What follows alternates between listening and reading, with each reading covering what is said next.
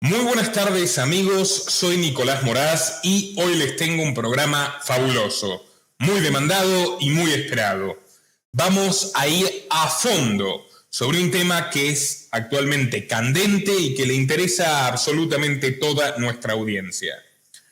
Hablaremos, por supuesto, de la libertad de expresión, de la influencia que actualmente tienen las Big Techs, las grandes compañías tecnológicas en el devenir del mundo, y lo haremos con dos invitados de lujo.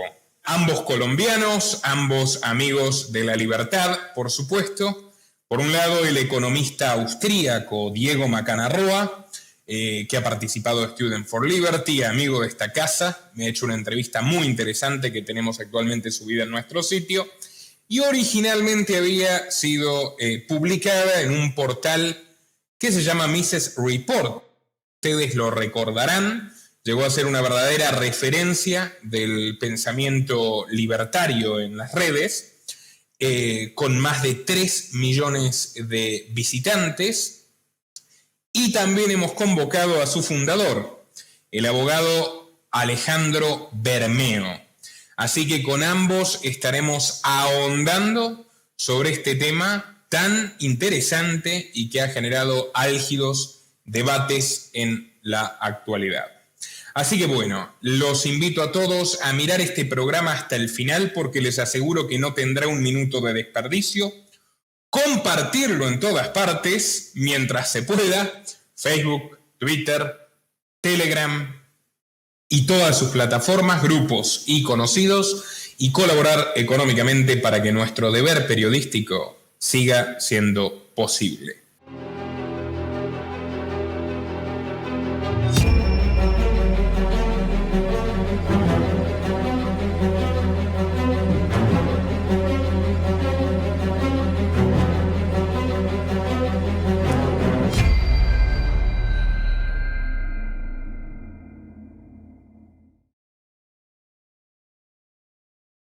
Bienvenidos Diego y Alejandro, muchísimas gracias por aceptar mi invitación.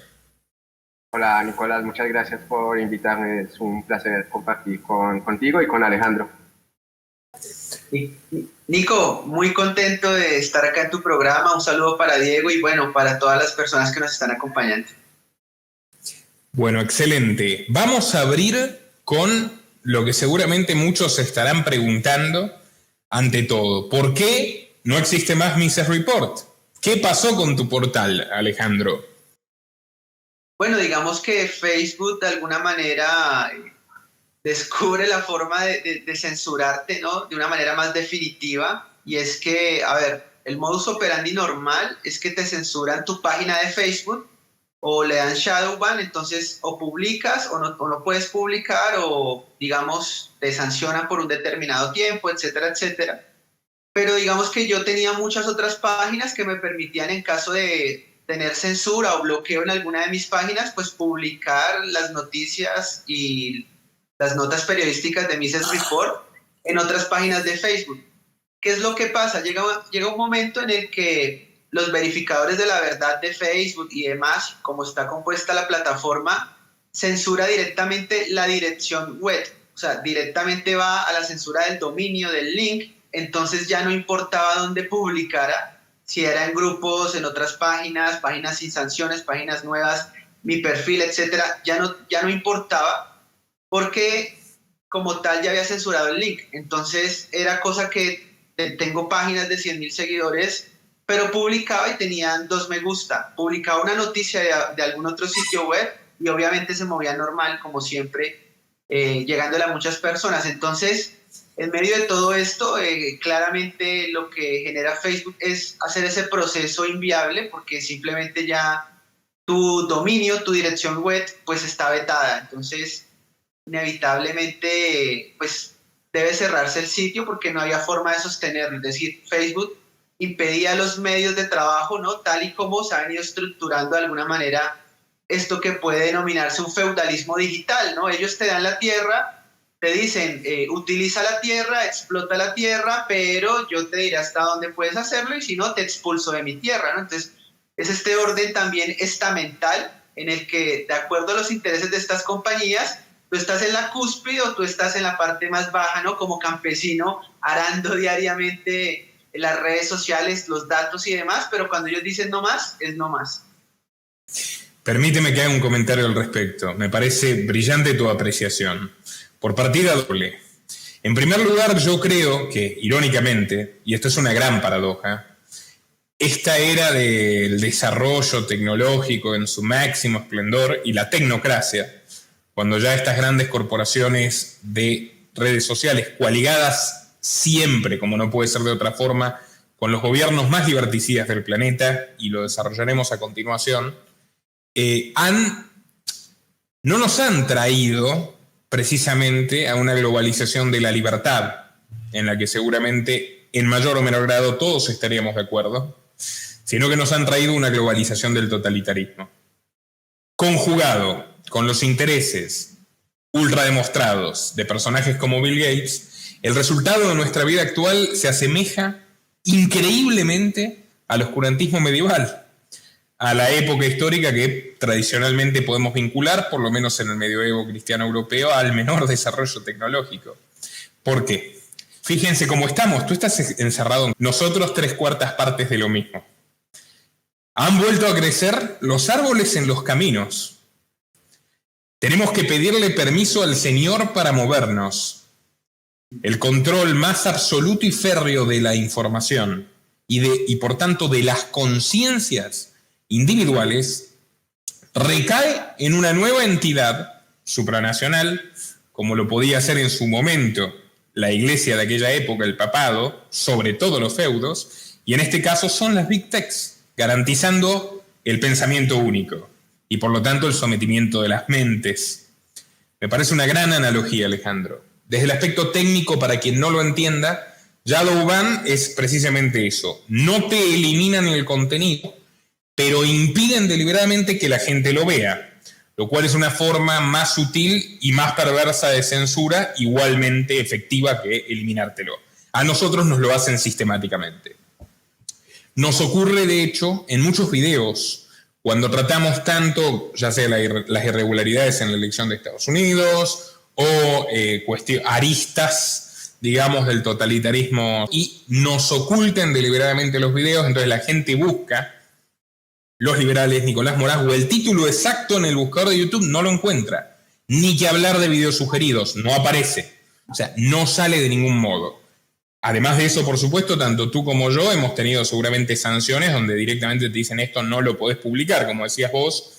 Facebook, con su Ministerio de la Verdad orwelliano, propio de la novela 1984, trabaja con todas estas agencias de agitprop, porque en realidad son agencias de agitprop gubernamental y de lo que manden sus financistas, como Chequeado en Argentina, Animal Político en México, Factual, Maldita Hemeroteca en España, que son casualmente financiadas unánimemente por la élite corporativa progre, por caso, elemento común en estos 4 portales, la Fundación Ford, y llevan adelante una línea discursiva clarísima donde resulta que todas las noticias supuestamente falsas o supuestamente cuestionables, de acuerdo a su divino capricho, son las que emanan de medios liberales, conservadores, nacionalistas o sencillamente que no acuerden con el relato hegemónico progre.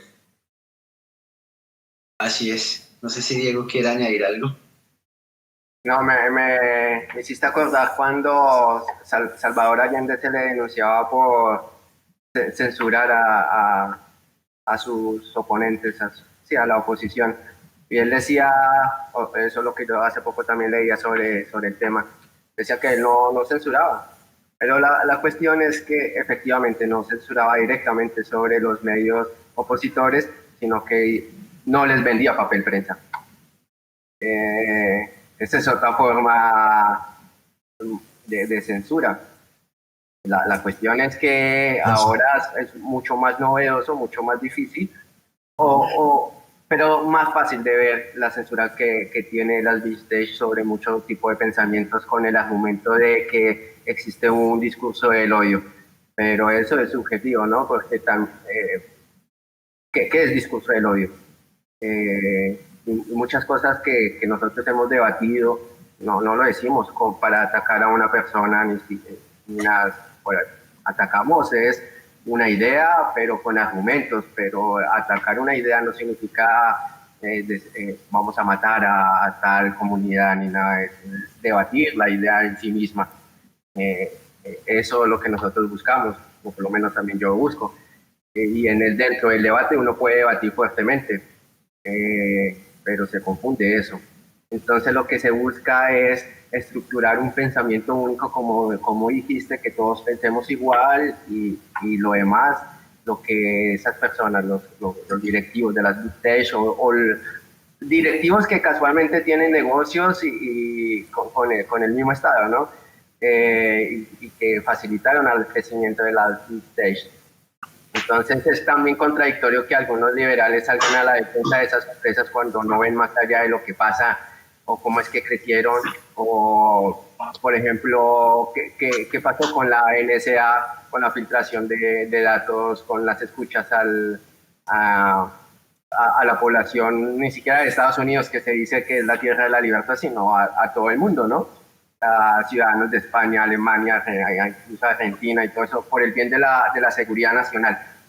Entonces, es muy bueno este tema y bueno, eso, como para comenzar. Diego, introdujiste creo que el quid de la cuestión. Cuando personajes fantasmales como Iván Carrino, empleado de Manuel Solanet en la Fundación Libertad y Progreso, dirigida por un exfuncionario, Solanet, de 2 dictaduras militares asesinas en la Argentina, o Gloria Álvarez o tantos otros personajes autoproclamados liberales, afirman que las Big Techs son empresas privadas, se han divorciado deliberadamente de la realidad.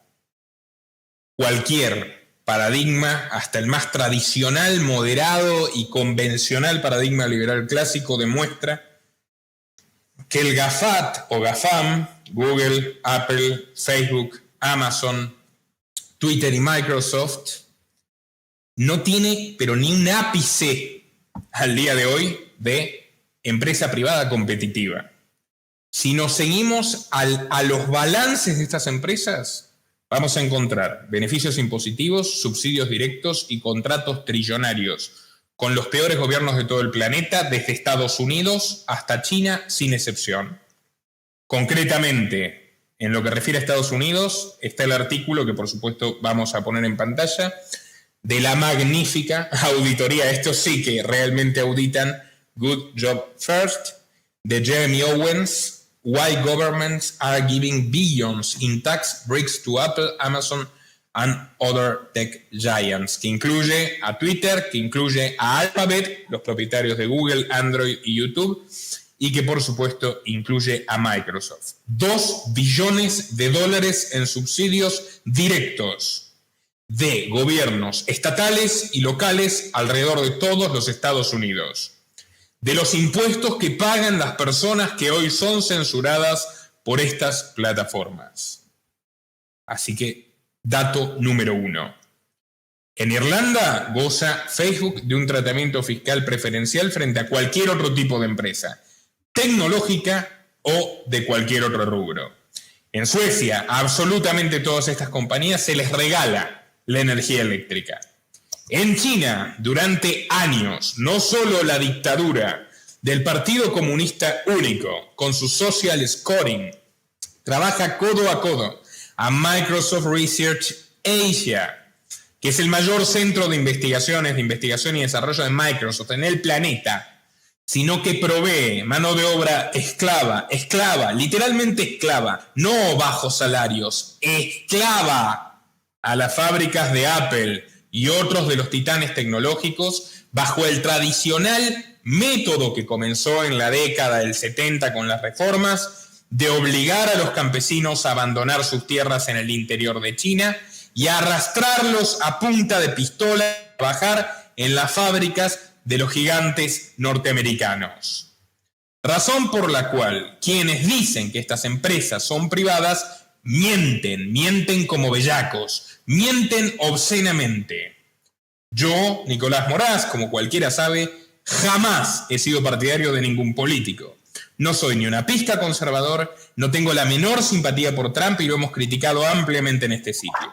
La censura no se trata de Donald Trump, se trata del sagrado derecho a la libertad de expresión de todos nosotros. Quienes se empeñan en afirmar que estas compañías actúan de acuerdo a derecho y a sus propios términos contractuales ignoran la realidad o la tergiversan deliberadamente para justificar sus deplorables posiciones al servicio de la hegemonía progresista, que es la religión única global que se impone a través de los estados y sus armas, que en este caso son las Big Techs.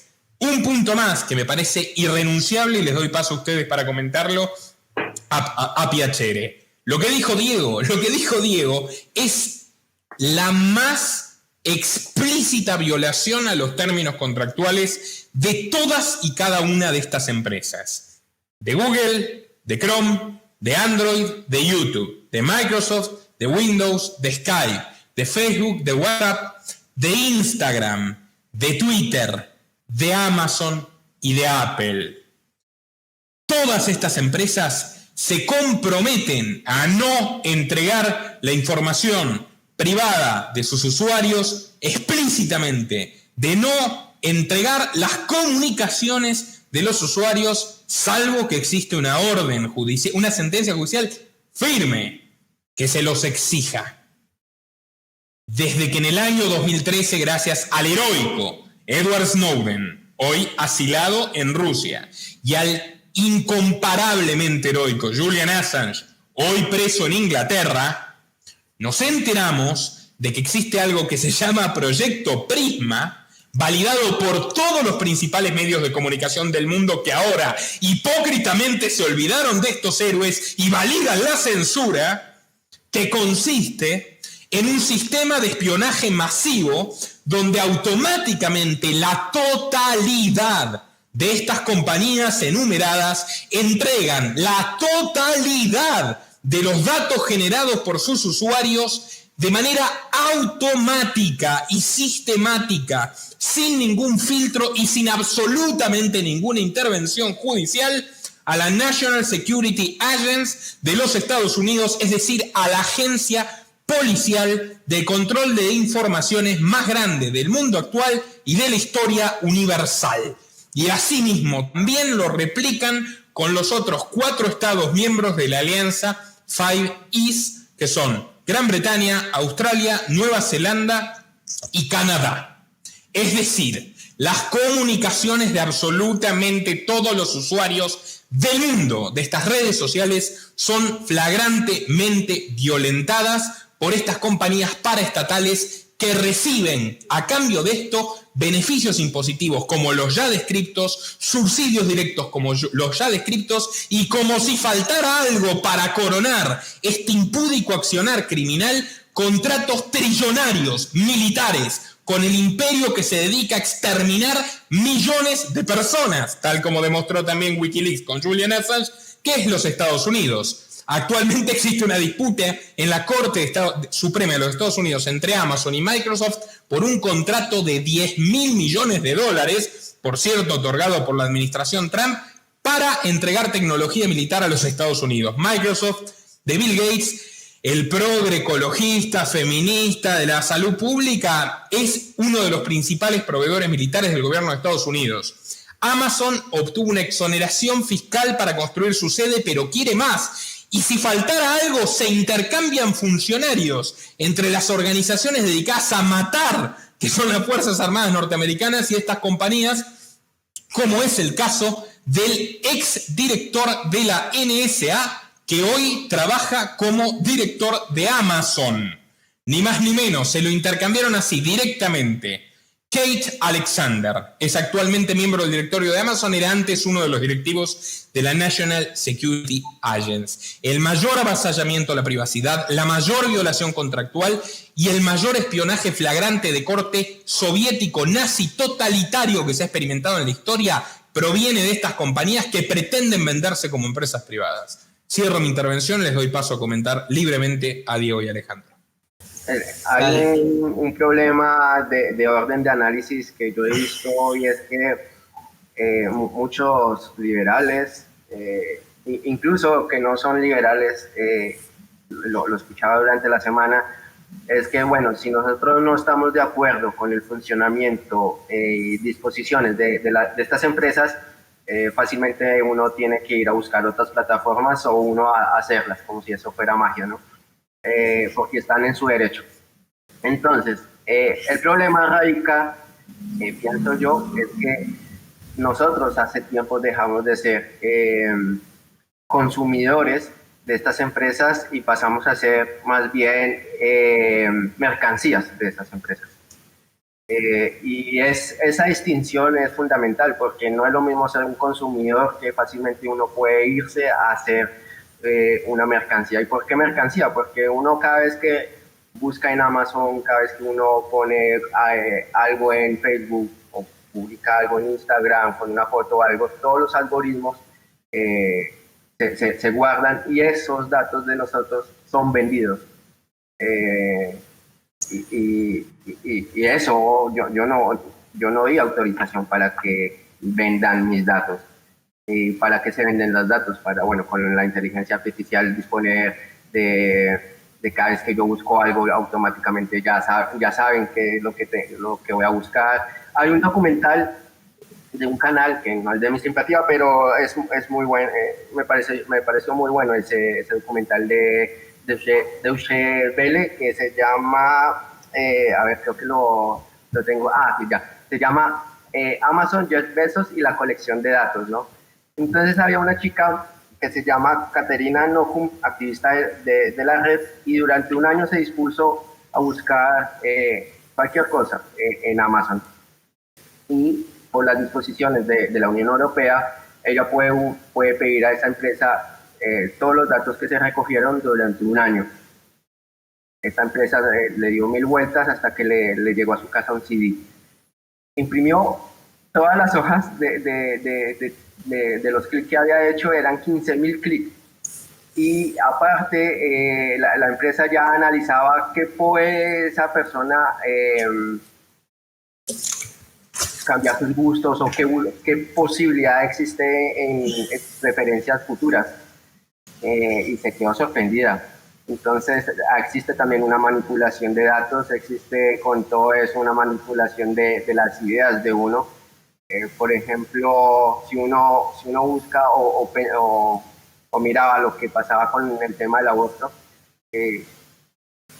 Google o Instagram o Twitter, todo era aborto, el sí aborto, el derecho a la mujer, bla, bla, bla, bla, bla, bla. Pero escasamente algo de los pro vida, por ejemplo. Tenía uno que buscar directamente argumentos de los pro vida. Diego, hay un doble estándar directo para que lo tengan en cuenta, para observar el grado de ideologización de Facebook. Del mismo modo que Alejandro, Diego, hablabas del discurso de odio. Te puedo mostrar 500 publicaciones de feministas radicales diciendo hetero bueno para mi huerto. El macho, el único varón digno es el y eso, que es claramente un discurso que claramente apunta contra un grupo de personas por sus características innatas, no elegidas, o sea, es literalmente un discurso de odio del cual de todas formas estoy totalmente en contra de censurar, pero eso no lo borran.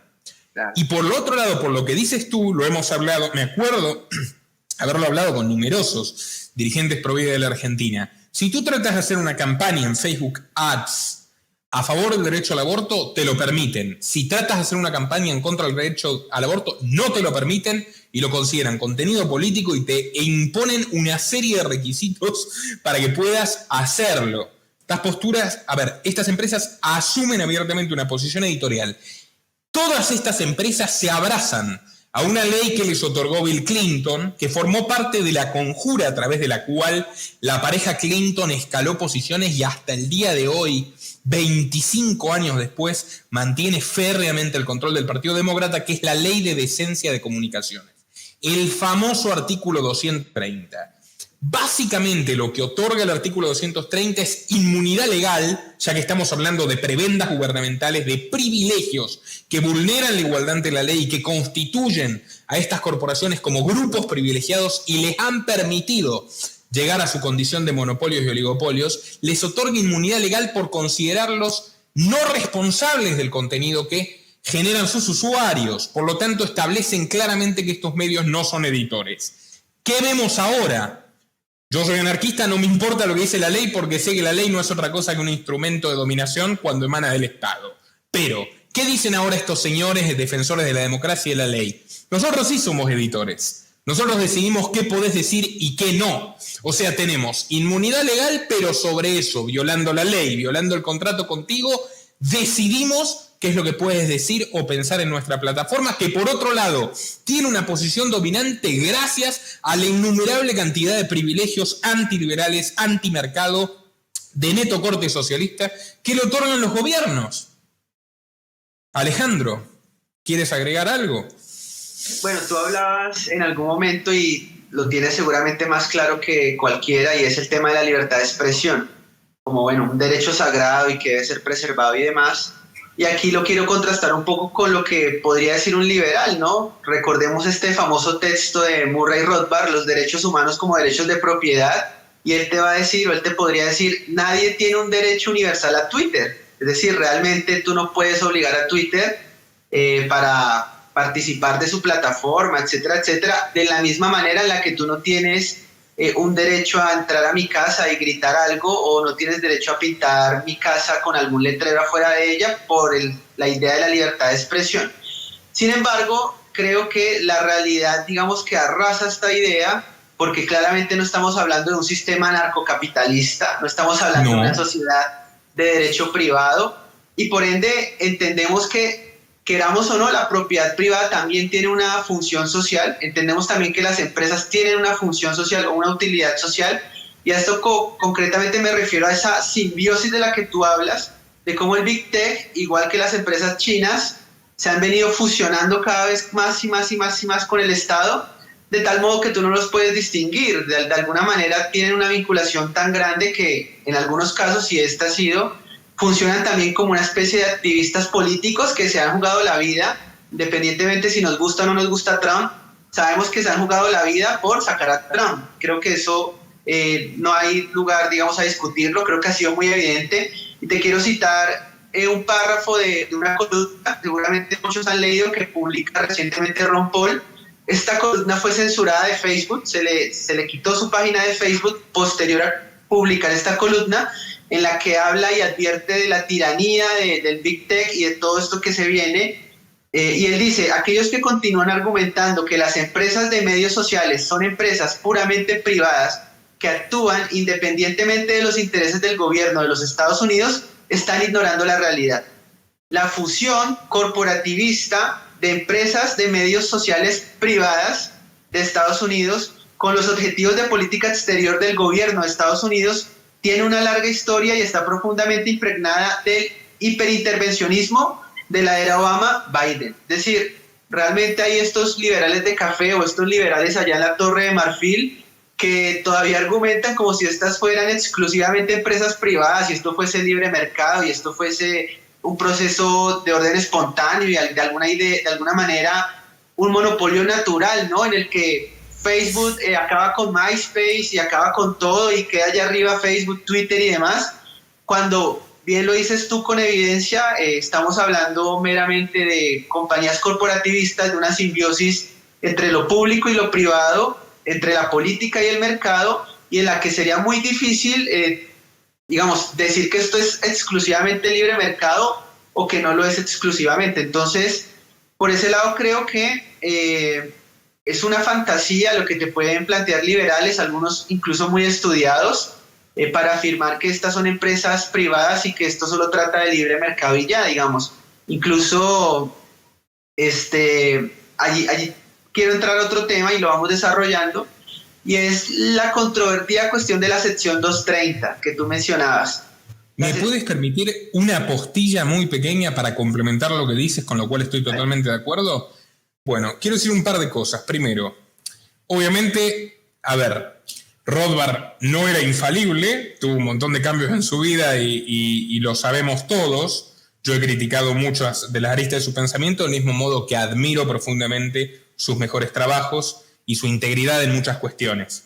Si tú tomas el libro, por ejemplo, excelente libro, está en nuestra biblioteca gratis para quien lo quiera descargar, Wall Street, Banks and Foreign Policy, perdón por mi pésima pronunciación, los bancos de Wall Street y la política exterior, va a encontrar que ya hace 30, 40 años, no sé exactamente cuándo escribió este libro, identifica a todas las compañías que directa o indirectamente hoy son los accionistas mayoritarios del GAFAT, de Google, de Facebook, de Amazon, de Apple, como precisamente compañías crony, coaligadas con el gobierno, con sus manos manchadas de sangre y hasta el último centavo de sus activos constituyen dinero mal habido a expensas de armar guerras, instaurar dictaduras, asesinar salvajemente personas, por ejemplo en las dictaduras militares para las cuales trabajaba Manuel Solanet, el jefe de Iván Carrino y todos estos pseudoliberales payasescos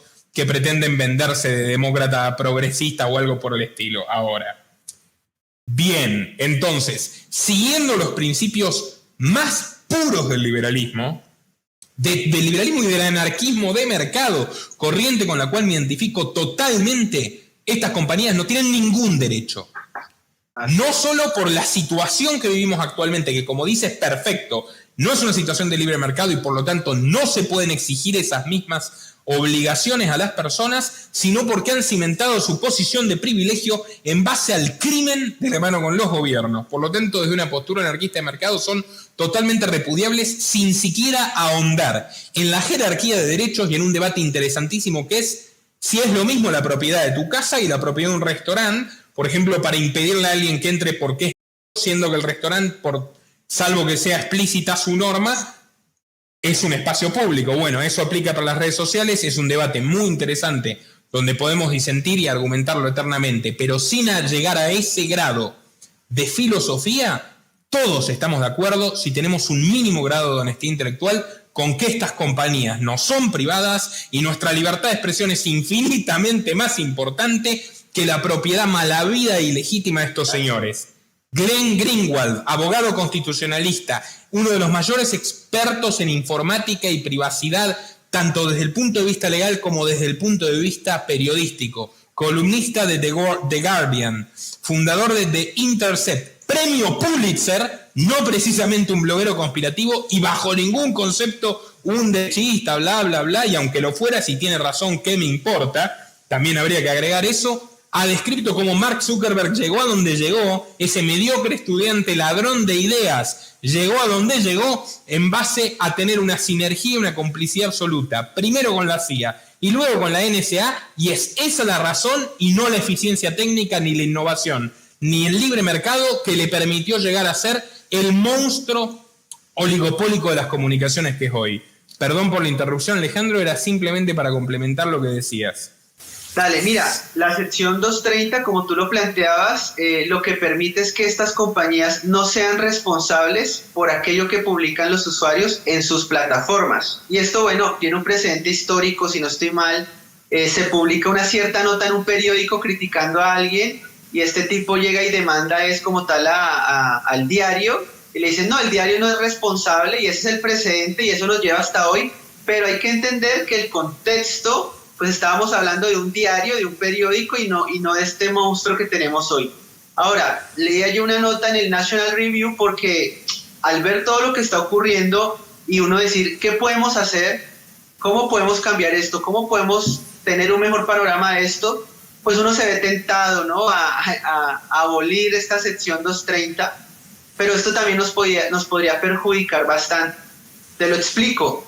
Si quitamos esa sección 230, pues realmente las compañías, todas estas plataformas, serían responsables del contenido que publican allí sus usuarios.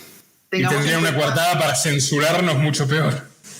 Entonces el resultado sería todavía peor porque se llenarían estas compañías de demandas de demócratas y sería cada vez más restrictiva respecto de cualquier nueva plataforma que, por ejemplo, tenga público conservador. Entonces, paradójicamente, esta sección 230, aunque ha beneficiado a la izquierda y a los demócratas, de alguna manera también puede ser la luz que ayude a los patriotas, derechistas, etcétera, a surgir. porque precisamente plataformas como Parler, Gab, etcétera, pues podríamos publicar todo nuestro contenido de manera libre sin tener obviamente los problemas que podrían conllevar demandas y demandas de demócratas que acabarían con todo esto. Ahora, con eso quiero hilarlo con otro tema, y es sobre Dorsey, sobre el director o fundador. Jack Dorsey, el CEO de Twitter. Así es.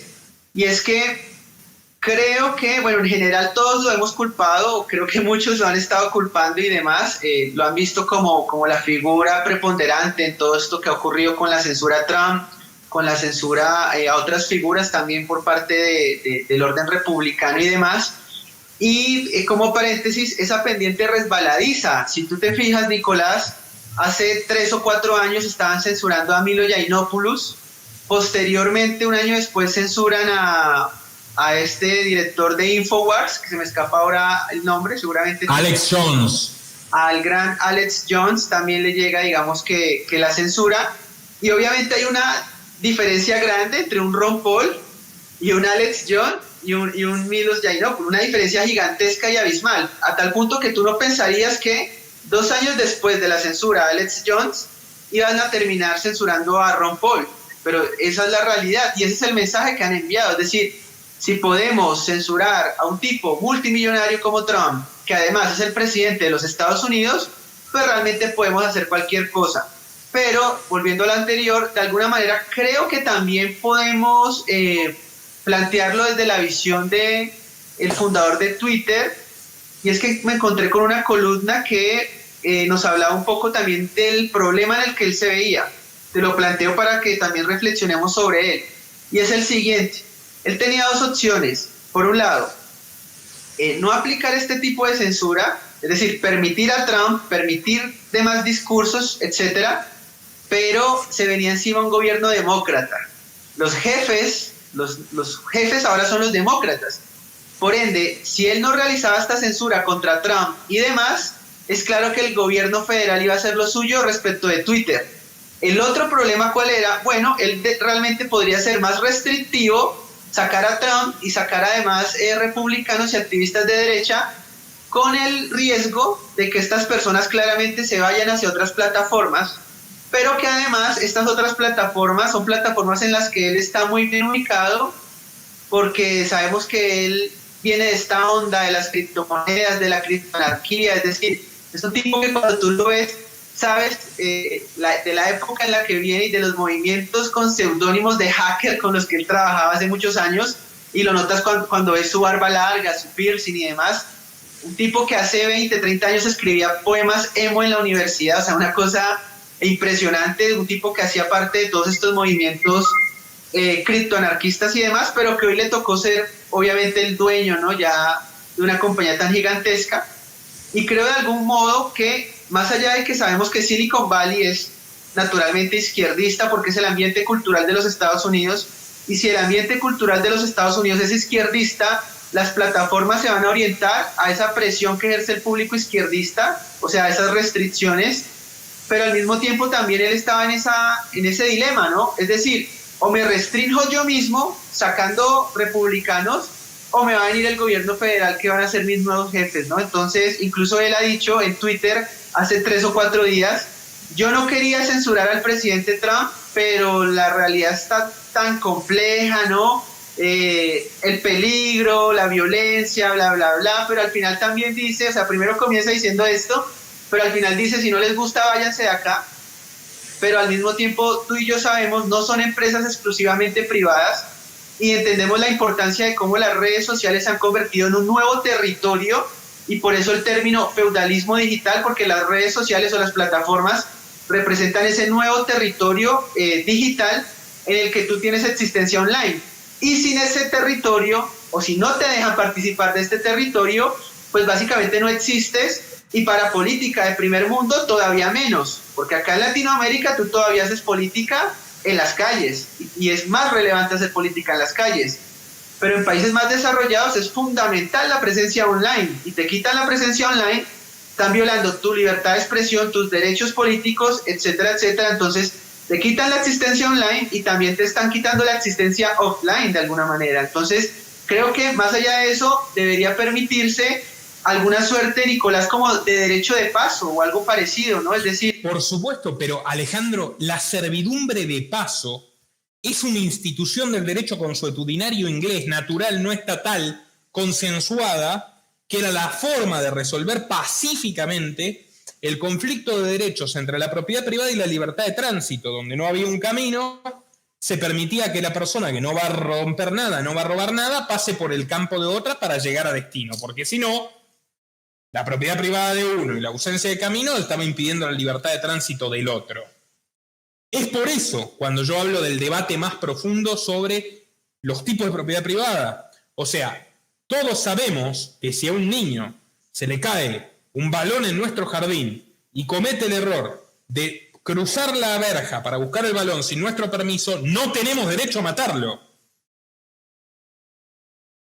Solo un imbécil o un enemigo de la libertad disfrazado de liberal podría afirmar semejante barbaridad. Entonces, primero hay una jerarquía de derechos. Segundo, la propiedad privada establece contratos no escritos. Si yo tengo un restaurante, y no es un restaurante privado, no es un restaurante que solamente se entra con invitación, y una persona pacíficamente viene a consumir, y yo soy un racista descarnado y lo quiero echar a patadas, yo no creo que eso vulnere mi derecho, vulnero su derecho. Yo violo el principio de no agresión si lo expulso a patadas, si en ningún momento dije que mi restaurante se entra por invitación. Bueno, eso ya, pero de la base teórica más pura. Ahora, si ascendemos la realidad, ya lo tenemos claro.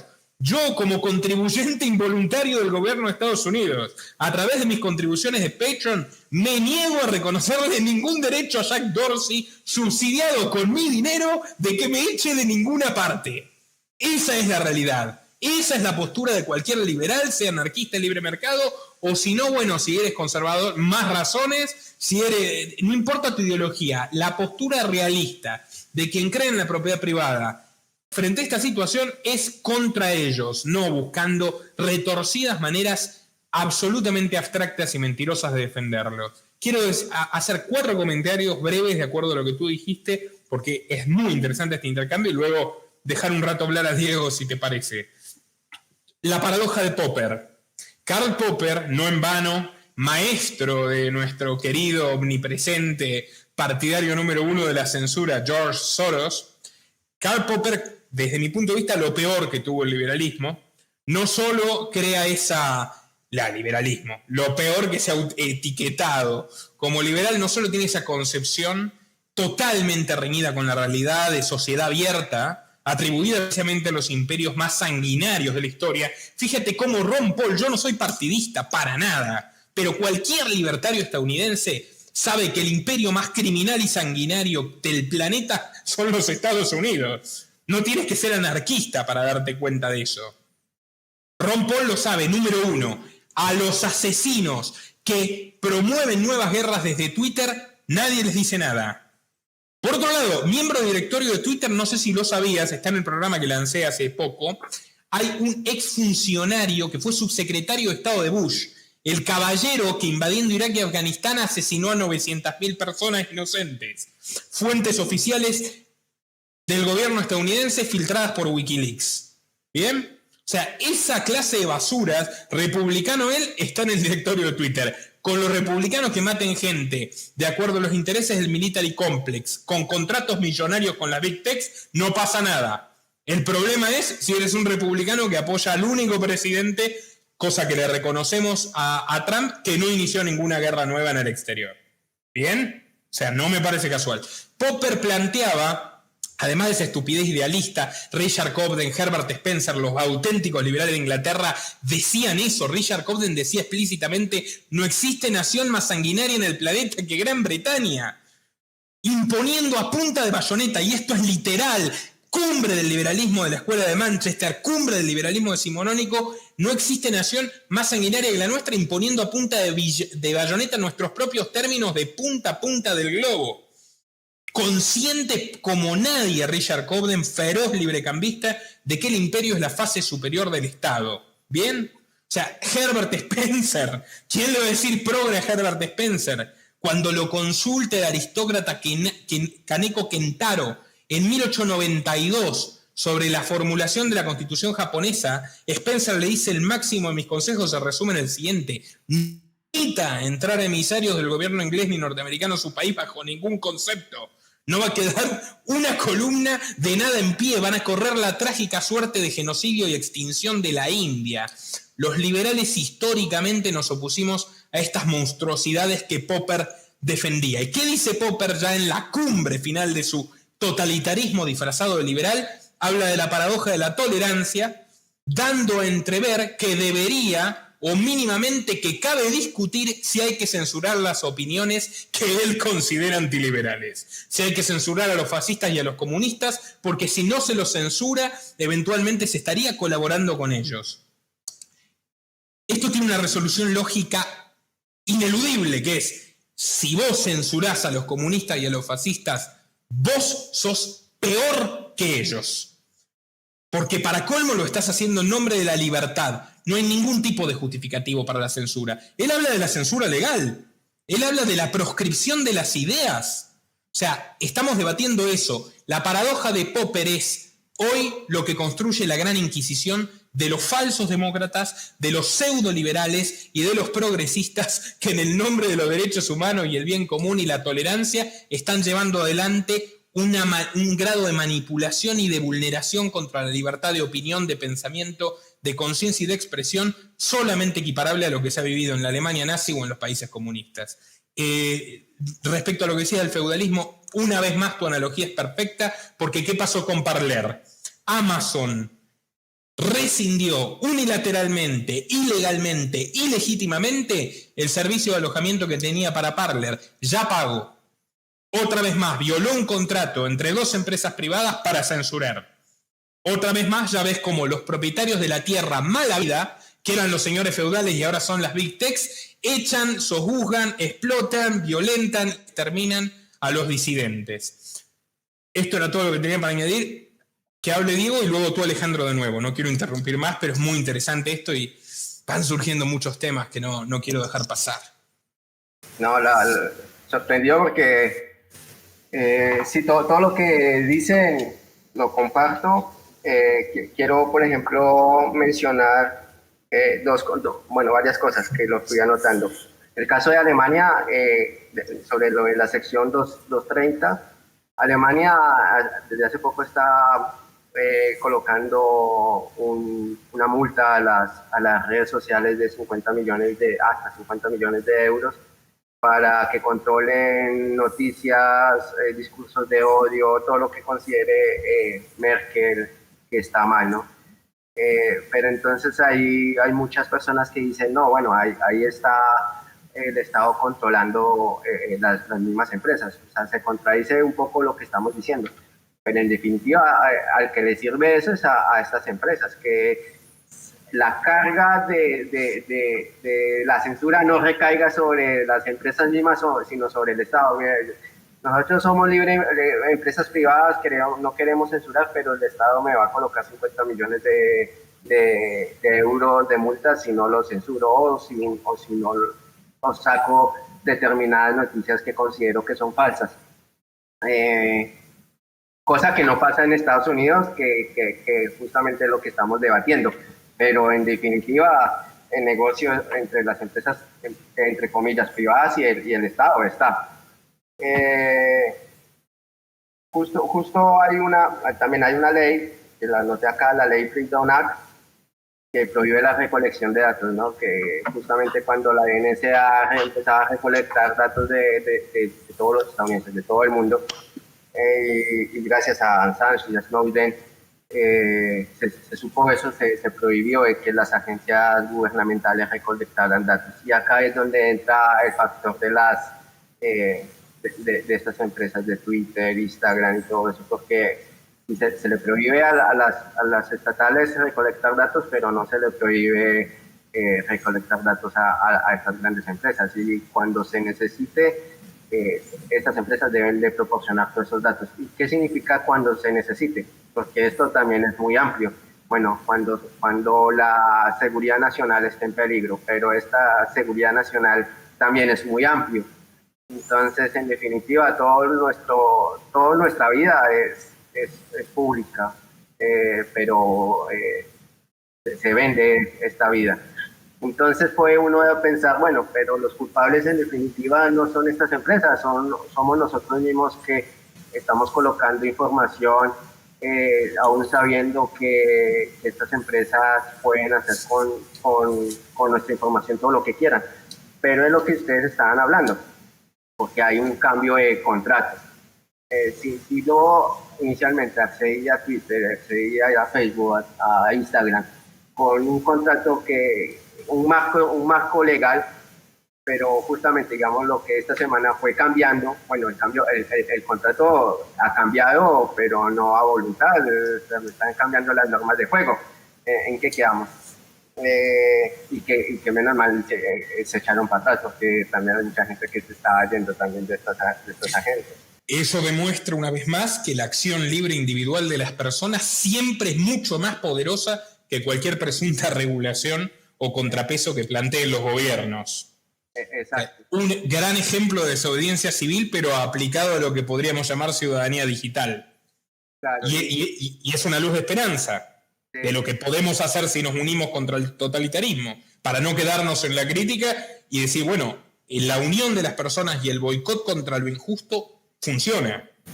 Claro, y también hay charlas que he visto sobre pidiendo la regulación de estas empresas. Pero ¿regulación sobre qué? Si justamente es el Estado que está llevando negocios mismos con estas empresas, que se van a autolimitar, ¿para qué? ¿Con qué fin? Y respecto a la generación que decía Alejandro de los CryptoPunks o Cyberpunks, es impresionante, pero yo los tengo relativamente estudiados. Este grupo de personas, casi todas, tienen ahora en torno a los 50, 55 años de edad, poco más, poco menos, tuvieron dos destinos, únicamente dos destinos. O se convirtieron en contratistas del gobierno, funcionarios del gobierno o directivos de las Big Techs coaligados con el gobierno como Dorsey o como un agente, un proveedor de la CIA que se llama Dan Geer, o terminaron presos o muertos directamente. Assange, en una generación un poco más joven, Jacob Appelbaum, a quien como Assange le inauguraron la fiesta de caza de brujas de denuncias falsas de abuso sexual, tan falsas que a diferencia de la de Assange, que fue anulada por el tribunal sueco, en este caso ni siquiera llegaron a un tribunal. Jacob Appelbaum, fundador de Tor. Jim Bell, liberal libertario, autor de un ensayo que se llama Politics, que era una propuesta para generar un sistema encriptado y privado para fomentar el de políticos. Se quedó en el papel, dejémoslo claro, pero desde un punto de vista de así los vamos a limitar de verdad, tuvo que pagar con 16 años de cárcel. Fue en la cárcel, fue encerrado con causas armadas, denunciado por The Innocence Project en los Estados Unidos, que no son precisamente de extrema derecha, sino progresistas. O sea, de esa generación, los que no se convirtieron en verdaderos mártires de la libertad, se convirtieron en cómplices y constructores minuciosos del totalitarismo que vivimos hoy. Es muy, muy interesante. Recomiendo un libro que leí hace como 8 años, que escribieron Assange y Appelbaum en coautoría, que se llama CryptoPunks, el futuro de la libertad en Internet, donde ellos explicitan, todos liberales, Alejandro. Ni uno era socialista, ni uno. Ni uno era ni comunista, ni socialista, ni anarcocomunista. Ellos dicen, para nosotros Internet era la guía porque era lo más parecido a un libre mercado sin privilegios. Nuestro sueño siempre fue ese. Ahora nos convertimos en todo lo contrario, en la centralización soviética de la información. Y te dejo seguir a ti, Alejandro. No, quiero una cosita que recién estabas recomendando un libro. También quiero recomendar un libro que lo pueden encontrar en PDF, que se llama La Era del Capitalismo de Vigilancia, de Shoshana Zuboff. Es muy bueno. Y como, a pesar de que llega a una conclusión de que se debe controlar las empresas para salvar la democracia, salvando ese temita, tiene muy buenos puntos sobre qué se hace con los distintos datos. Y lo último, y ahí sí le doy el paso a Alejandro, era no quiero que, por ejemplo, los que nos ven o nos vayan a ver digan, bueno, son tres loquitos que están hablando sobre las empresas privadas y que pueden hacer lo que quieran. Hay el presidente de Mises, Geoff Davis, en el 2018 escribió un artículo que se llama La purga de las redes sociales. Y decía, uno de sus párrafos decía lo siguiente, y lo voy a leer textual. Pero el nefasto nexo del poder estatal y corporativo está en el centro de la crítica libertaria. Los grandes de la tecnología están profundamente involucrados con el gobierno en muchos niveles, desde la recopilación de datos hasta el espionaje, el desarrollo de armas y la inteligencia artificial, para el suministro de espacio en la nube a nocivas agencias federales. Las empresas tecnológicas obtienen su poder económico, social y cultural no solo de su competencia en el mercado, sino también de su conexión con el Estado. Creo que a nadie se le puede, a Geoff Davis no se le puede decir que esté loquito en contra de estas empresas, ¿no? Diego, es lo que te digo, los pseudoliberales payasos de Argentina que arruinaron Student for Liberty, que censuraron la conferencia de a la que invitaste a dar a Alejandro y la entrevista que me hiciste a mí, pese a que yo di conferencias para Student for Liberty en 3 países, estos payasos pseudoliberales, ignorantes, vulgares, ignoran que cualquier libertario estadounidense, incluso los partidistas, tiene 2 ejes fundamentales irrenunciables que son: las grandes corporaciones están intrínsecamente coaligadas al gobierno, por lo tanto no son defendibles, no nacieron del libre mercado, no son competentes y no son amigas de la libertad, sino lo contrario. Y el imperio es la fase superior y más agresiva y más violenta del estatismo, y en esa materia Estados Unidos está a la cabeza de lista de los peores asesinos del planeta. Y si vamos al fondo de la cuestión, si odian como odian a Trump, no es ni por racista, ni por xenófobo, ni por machista, ni por nada de eso. Es porque no inició nuevos conflictos bélicos exteriores que alimenten la industria de la muerte, que censuran que denuncian los liberales desde Henry David Thoreau en 1850, pasando por Karl Hess y Murray Rothbard, hasta Ron Paul, con el que tengo 10.000 diferencias, pero hasta Ron Paul. Así que me parece increíblemente insensato, hipócrita, mezquino y manipulador que pretendan reducir esta cuestión a Trump contra las empresas privadas. Ni se trata de Trump, sino del derecho de todos nosotros, ni mucho menos de empresas privadas que no lo son y en su país de origen nadie las reconoce como tales. Alejandro. Mira, recientemente por una clase que tuve que impartir, retomé este texto famoso de Leonard Read, Yo el lápiz. Tú sabes que este texto, sí, más allá de la explicación tremenda del libre mercado, te deja de alguna manera qué sé yo, no conclusión, sino como que te deja inmerso en un espíritu de amor a la libertad, o de fe a la libertad, que es lo que más recalca ese libro. Ten fe en la libertad, ten fe en la libertad, ten fe en que la sociedad puede dar solución a todos estos problemas. Y yo noto un poco eso cuando recientemente tú mencionabas que parece que la sociedad de alguna manera puede enfrentar el Big Tech sin necesidad de recurrir al Estado. Pero yo te quiero plantear tal vez un poco qué hacemos sobre esto. A lo mejor, y hasta se puede hacer algo a través del Estado, más o menos te lo quiero plantear para que hablemos al respecto. Chris Hughes, uno de los cofundadores de Facebook, publica una columna en el New York Times, más o menos por allí en el 2018, que se titula Romper Facebook. Él reconoce a Facebook como tremendo monopolio gigantesco, un corporativista y demás, y él plantea que no hay soluciones de libre mercado para el problema del Big Tech en general y de Facebook en particular. Y es allí cuando ya vienen ideas como vemos que Facebook tiene Messenger, WhatsApp, Instagram. Cuando no están comprando a todas las otras compañías, las están copiando. Modus operandi recurrente, copian las funciones de Snapchat, copian las funciones de TikTok, etcétera. Al margen de si somos liberales que creemos o no en la propiedad intelectual, al margen de eso, ese es el modus operandi de Facebook. y así acaba con todas las compañías. Cuando no se dejan comprar, las copian, y cuando tampoco las pueden llegar a todo esto, pues terminan realizando acciones como las de Amazon respecto de Parler, que tú las comentabas anteriormente. Y él plantea, por ejemplo, la posibilidad de un caso antimonopolio que implique romper Facebook.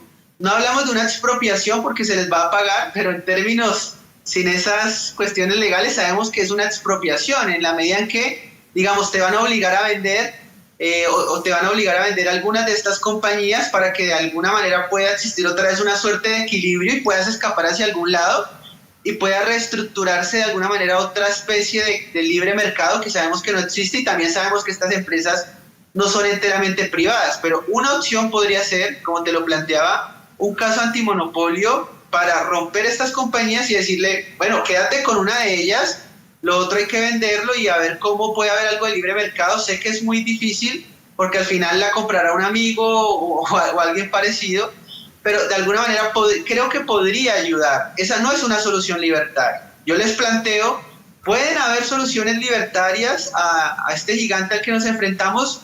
Lo veo difícil, en la medida en que, ¿cuánto tengo que esperar para eso? Es decir, sí, las fuerzas del mercado y la armonía de intereses conducida por la mano invisible de Adam Smith va a traer una plataforma que va a destruir a Facebook y a Twitter, pero en 100 años.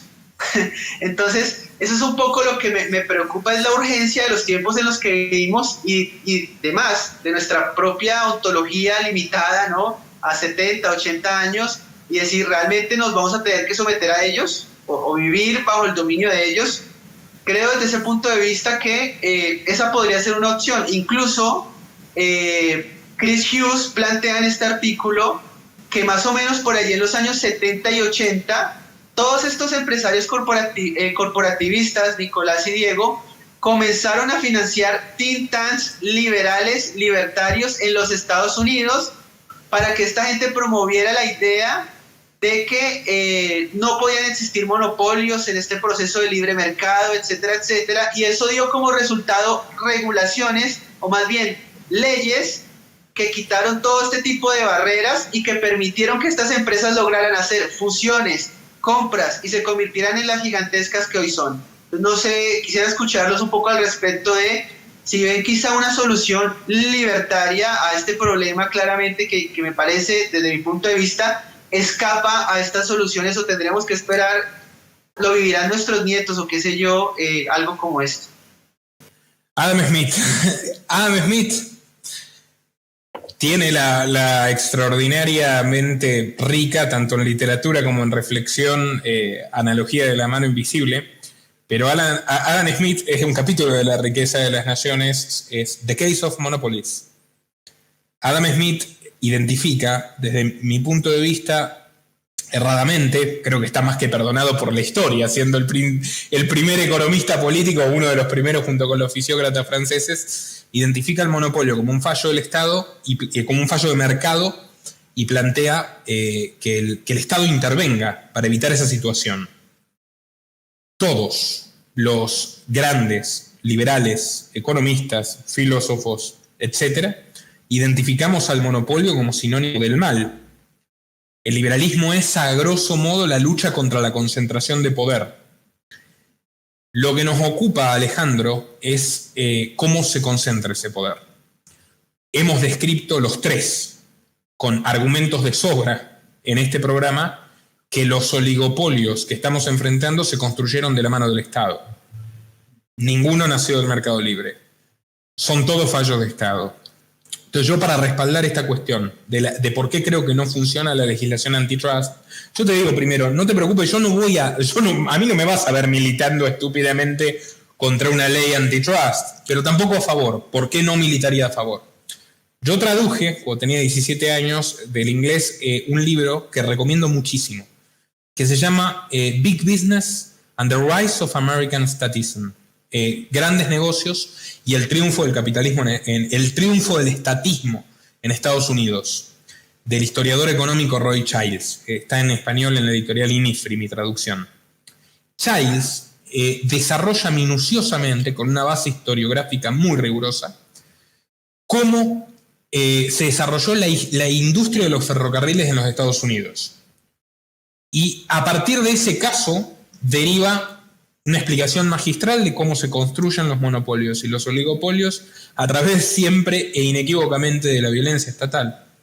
Los ferrocarriles en Estados Unidos nacieron de una manera absolutamente caótica en el sentido más hermoso de la palabra, en el laissez-faire más pleno, en una desregulación absoluta. Competían distintas vías férreas por los mismos trayectos, algo pocas veces visto en la humanidad. El servicio era barato y rentable. Tanto así que la conquista del oeste, independientemente de la valoración moral, a diferencia de lo que fue la conquista, comillas, de la Patagonia, por ejemplo, en Argentina y Chile, fue así. En la Patagonia fue primero el Estado, luego el ferrocarril, monopólico inglés contratado por el Estado, finalmente los hombres. En el oeste estadounidense fue primero los hombres, después el ferrocarril, privado y competitivo, finalmente el Estado, el gobierno. La industria ferrocarrilera era enormemente, satisfacía enormemente las necesidades de la gente, estaba en permanente crecimiento y expansión. ¿Qué hicieron entonces los líderes que veían constantemente amenazadas sus ganancias por el surgimiento de nuevas empresas? Acudieron, y esto está escrito, no es una suposición, está escrito, acudieron al gobierno federal y le dijeron: ley antitrust.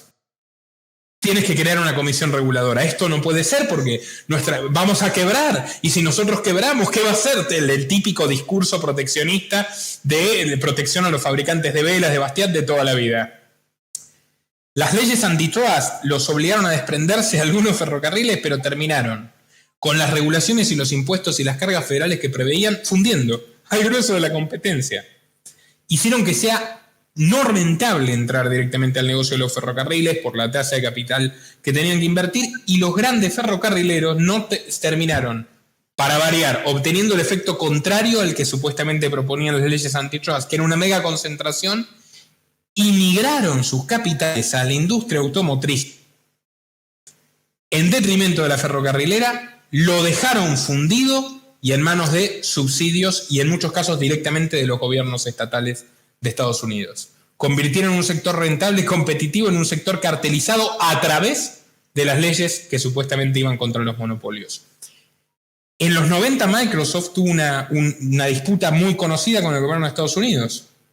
¿De qué sirvieron las sentencias que obligaron a Microsoft, por ejemplo, a no desarrollar sistemas operativos para teléfonos celulares? Microsoft no solo sigue siendo goza de su mejor salud, y su fundador, a través de las instituciones transnacionales que domina, nos ha logrado encerrar a todos y aumentar brutalmente la demanda artificial de computadoras, de internet, de software, de Ofimatics. No nos olvidemos que Microsoft no es solamente el principal proveedor militar, uno de los principales proveedores militares de Estados Unidos. México, AMLO, el supuesto titán progresista, es un esclavo de Microsoft. España con Zapatero, Argentina con los Kirchner y ahora con Fernández. Prácticamente todos nuestros países tienen paquetes de Ofimatic e informatización de Microsoft.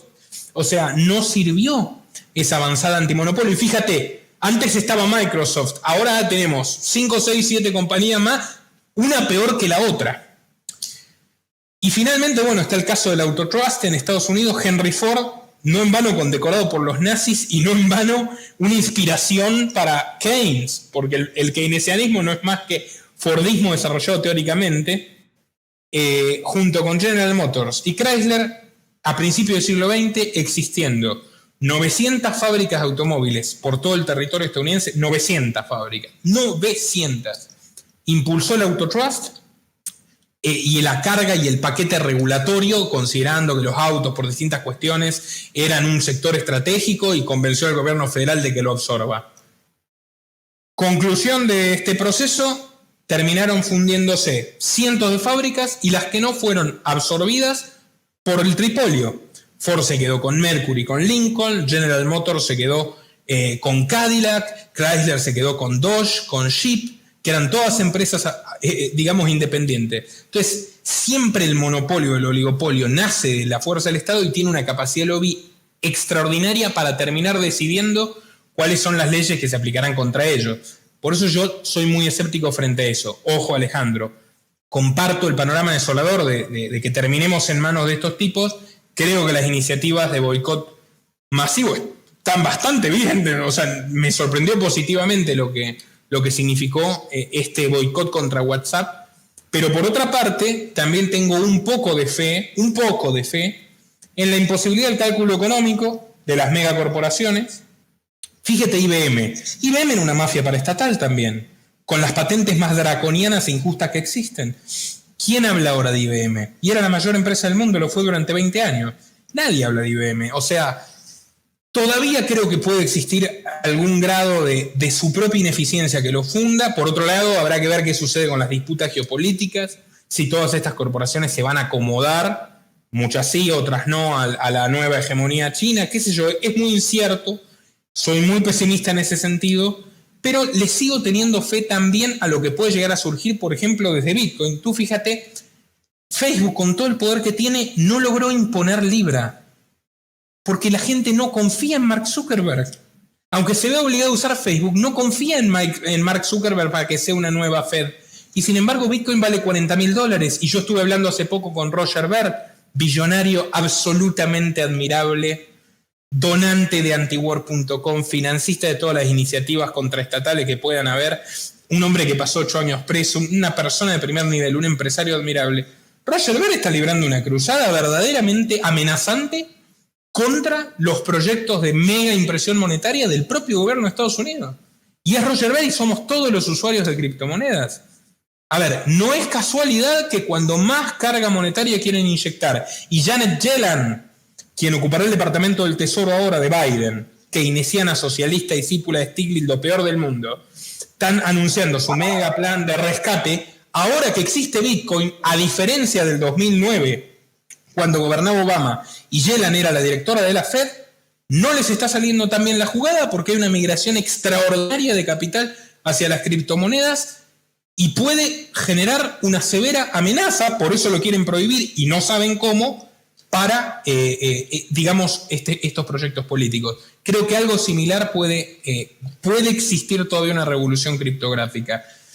Pero bueno, de todas formas, insisto, soy pesimista, soy optimista respecto tanto a ciertos contrapesos que podemos poner las personas de a pie, como a la propia ineficiencia y las pugnas de poder entre estas compañías. Doy paso a Diego para que se explaye en su tesis. Para complementar lo que dijo Nicolás, y lo que hemos hablado durante la semana con Alejandro, hay dos libros que quiero mencionar. Uno que se llama La máquina de la libertad, de David Friedman, y uno de El hombre, la economía del Estado, de Rothbard. Y justamente los dos hablan sobre lo que es el monopolio. David Friedman pone el ejemplo de lo que fue Rockefeller y lo que fue Cornelio, ¿cómo es que se llama? Vanderbilt, sobre los trenes. Entonces él menciona cómo se forma un monopolio natural, que le dice así, pero a mí no me gusta mucho ese término. Sería como muy a corto plazo. El tema es que las grandes empresas, cada vez que se van agrandando, sus costos de operación son mucho más costosos. Y aparte, empiezan son más costosas, pero a la vez pueden tener muchas ganancias. Y entonces ahí entran los pequeños comerciantes, entonces las empresas como que no les gusta la competencia, empiezan a absorber, agrandarse. Ya la utilidad las ganancias empiezan a bajar. Entonces se les hace imposible. Lo que pasó pone un ejemplo muy interesante con Rockefeller. Entonces se reunía una comunidad de vecinos, abrían un pozo y listo, se lo vendo a Rockefeller. ¿Cuánto? Tanta plata, listo, para que no existiera competencia. Lo que veía la gente es que se podía ganar más plata abriendo un pozo sin utilidad ni nada, pero vendérselo a Rockefeller. Rockefeller entendió que eso no podía ser así y fue y también con las líneas de trenes y bueno, no puede ser que me estén abriendo pozos y yo comprándolo como tonto pero abriéndome competencia, haciéndome que los pozos sean muy grandes. Entonces ahí está la ley antimonopolio, ¿no? Diego, y por otro lado, esto que tú narras el caso de los ferrocarriles, que jamás fueron monopolio natural, es lo que yo acababa de narrar. Fue Rockefeller el que impulsó la legislación para exterminar la competencia, y cuando tuvo el monopolio, al mismo tiempo obtuvo vía patente el monopolio del petróleo, que esa es la razón por la cual todos le vendían a Rockefeller los pozos petroleros, y desarticula el sector ferrocarrilero en favor del petrolero. O sea, es él el artífice de los monopolios artificiales, y él termina desarmando el monopolio artificial por su propia conveniencia económica, como los Rothschild fueron en su día financistas de tráfico de esclavos, y cuando se dieron cuenta de que, como advirtió Montesquieu, la mano de obra esclava es infinitamente menos productiva, empezaron a financiar movimientos antiesclavistas. O sea, fue como la ley natural, dando a personas de muy poco, la ley natural de la economía, forzando a personas de pocos escrúpulos a cambiar la tendencia. Pero bueno, obviamente, Alejandro, yo no tengo ninguna fe en el buen criterio ni en la humanidad de estas personas. Te lo doy por seguro. O sea, yo estoy contigo totalmente. Pero hay cosas que se les escapan de las manos. No nos olvidemos que, como permanentemente vemos en nuestros países, en Colombia, en Argentina, en España, en México, en los propios Estados Unidos, cómo regulan, cómo fracasan las políticas intervencionistas, cómo tienden a caer por su propio peso, ni que hablar de Venezuela, etcétera. También sucede aquí. Aquí es mucho más sofisticado, la tecnología los apoya, aún así tienen un margen de error inmenso. Yo hablaba con Miklos Lukács, que es un común amigo, Alejandro, el otro día. Le decía: Miklos, tú dices con toda razón de que cada vez es peor la eficiencia, cada vez es mejor la eficiencia y por lo tanto peor la censura.